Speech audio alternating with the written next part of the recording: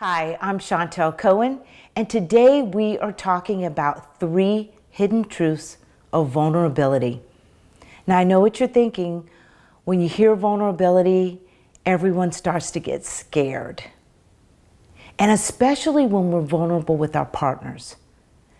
None of us want to appear needy or weak or somehow embarrassed by tears or sharing something so deeply personal. And it's really interesting. We even get feedback from sometimes parents. Don't cry, you don't need to cry. Be a big boy, be a big girl. And so society's kind of reinforced this notion that we shouldn't be vulnerable, because to show it means maybe that we're weak. And so a lot of us fear being vulnerable. And so by the time we're adults and we get into this deep relationship with our partner and emotions start to come up, all those thoughts about appearing weak and being embarrassed and maybe being too needy comes up. But here are 3 hidden truths about vulnerability. 1, it takes courage to be vulnerable. It really does. Many of you know Brené Brown, and she has that saying that vulnerability sounds like the truth, but it feels like courage. And there's another great quote, Brené Brown, many of you know her. She's a vulnerability expert, and she says that vulnerability sounds like the truth, but feels like courage. And another great quote by Chrissy Jamie. She says, to share your weakness is to make yourself vulnerable.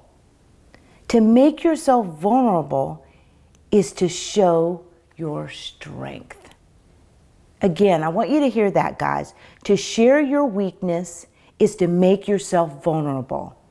To make yourself vulnerable is to show your strength.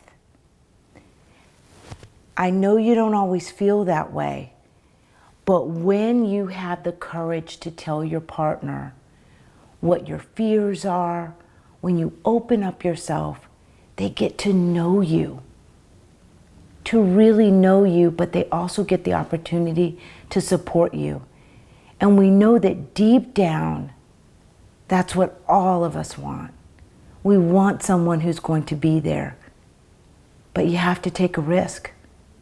You actually have to show yourself and show that you may have pain or a struggle in order for your partner to be there. Secondly, here's the other that's going to surprise you. That being vulnerable leads to authenticity. You get to really be yourself. There was a survey that was done, and it asked people what's the most important thing to them. And second was happiness. But number 1 was authenticity. So when we're able to show up as ourselves, we feel like we're in our skin. How many of you have felt like an imposter with your partner, with friends? So to be vulnerable is to be authentic. Lastly, number 3, when we allow ourselves to be vulnerable with our partner, we tell them what we need. We actually are expressing our needs. And I know that 31 years ago when I met my husband, the last thing I wanted to say was what I needed. It felt, just again, too vulnerable. I didn't feel comfortable, so I'd throw out all these hints.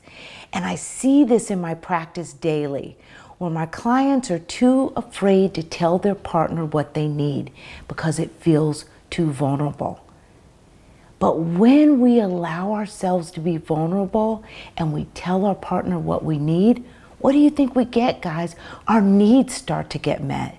Our partners start to know what to do, what to say, how to support us, because we've told them what we need. Vulnerability leads to a very dynamic relationship. I hope that learning about these 3 things will let you know that you can be an authentic person and you can have courage and get your needs met by the people who love you. I'm Chantel Cohen, and I help you become one again. See you soon.